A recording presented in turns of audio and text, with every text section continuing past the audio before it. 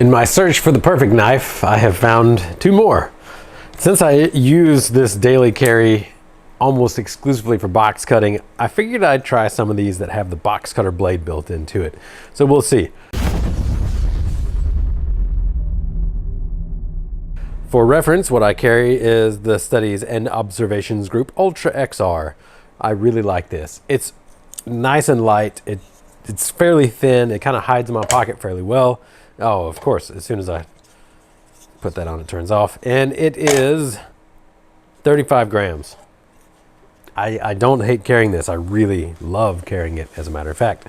But what I've been carrying over the last couple days is this Coast DX126. This was $14 from Ace Hardware. And I also got suckered into this Gerber at the same time. And this one was $15 at Westlakes. Both of these have the old replaceable blade in there, nice and easy. But one thing that I don't really like about the Gerber so far is that you gotta have a tool to replace the blade on that one. However, the one on the Coast, you know, got a little push button, in and out, right? Real easy. Well, I already found out that if I'm trying to cut drywall with this guy, it pulls the blade right out. I'm not sure if it flexes the way that it's held or whatever, and it's a little loose, which doesn't bother me in use. If I'm just like opening boxes and stuff like that, it works just fine. Just fine, and having that quick change blade is handy. So if it's gonna be a daily carry, this guy is gonna work just fine. It's also nice and light with the blade, 56 grams, and the Gerber is 68. It's a little porky. It's just heavy enough to where it kind of bothers me, honestly, in the pocket. And, I mean, that's not that heavy. Let's do imperial units for 0.15 pounds, 2.4 ounces. It's not that bad, especially compared to some of the older knives I used to carry. But if I put this in my pocket compared to the old one, yeah, I kind of feel it. But it is slim. I do like that. So I don't know which one I like better yet.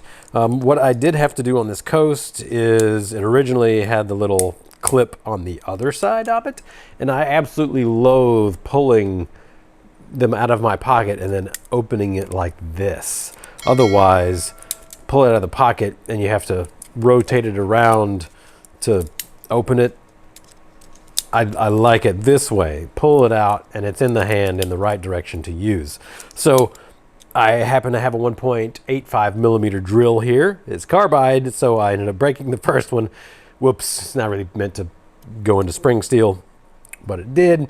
And then I tapped it with a roll form M2, and that is the size of these little hardwares here. I also would note that these are a T6, a Torx number 6 size, and this one I think is a 7. So kind of odd hardware on there. Yeah, you know, whatever. And I could make this one a little lighter, machine a little bit of this out, do some stuff. But for a $14 knife, I'm really not that disappointed in it. Anything of note, oh, it's got a double lock. We got the lock blade on here with a little thing as usual, but oh, you can push this lever and it's double locked. You can't double lock a single lock, can you? If you can triple stamp a double stamp, maybe.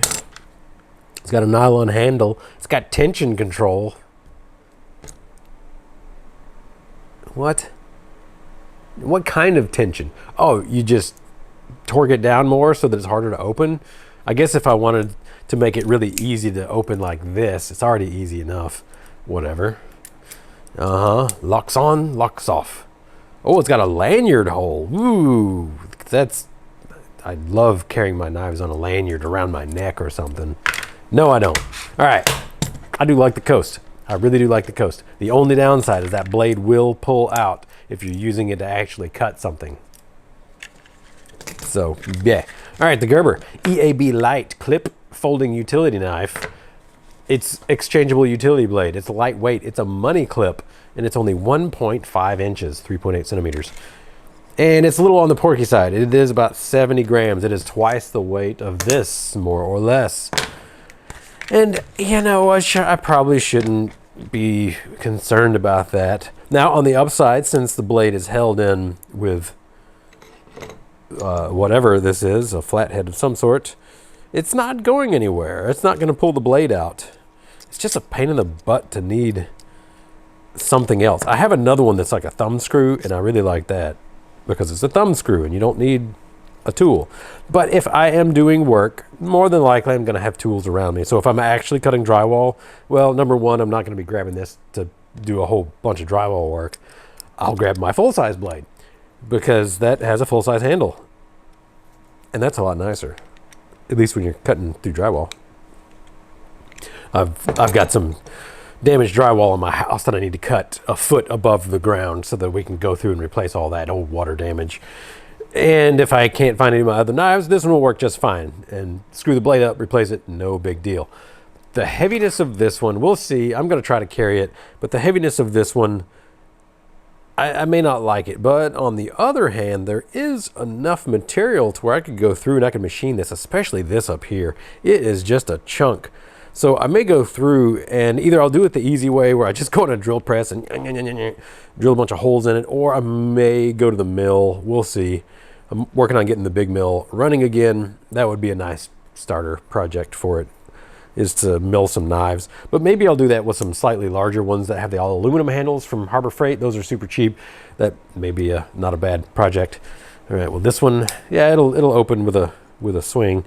And it has the clip on the proper side. So into the pocket it goes. It clips a little hard. And they call it a money clip. How much money you fitting in that? Seriously, like 3 20s folded? Whatever, money clip, sure. I'm not gonna put my knife on my money. I want my knife where I can grab it fast. And what if I need my knife? I'm gonna take all my money out and like put it somewhere, put it back in my pocket, pull out the knife, use it, put my money back in the knife and put that back in the pocket. That is not sensible. There also is not much grip on this one. And so it's not as easy to open one-handed by any means. This one opens super easy one-handed. This one opens super easy one-handed. It's got that kind of, you know, the dip or whatever on the edge, as you can see. Maybe this one has nothing. There's no features on there. So maybe that's something. I could put it on the mill and put some back and forth on there. And it's not impossible to open, but it's also not easy to open. So, you know, you win some, you lose some. There's never a perfect knife, I don't think, but I'm gonna try to find one. And just so I don't ruin this guy with box cutting my entire life, I'm gonna try something different. We're gonna try one of these blades. And since I've been carrying this one for the last 5 days, I will switch to the Gerber. This is what I'm gonna do. And if I do some modifications, we'll just make a video out of it and I'll ruin a perfectly good knife probably. So there you go, more knives. The Coast DX126 and the Gerber EAB Light. Both of them utility blade, little folders, nice and light. Oh, this one's so light. I do like the Coast. I do like the Coast. It's just a bummer that the blade pulls out so easy. So there you go. Now I can throw these away.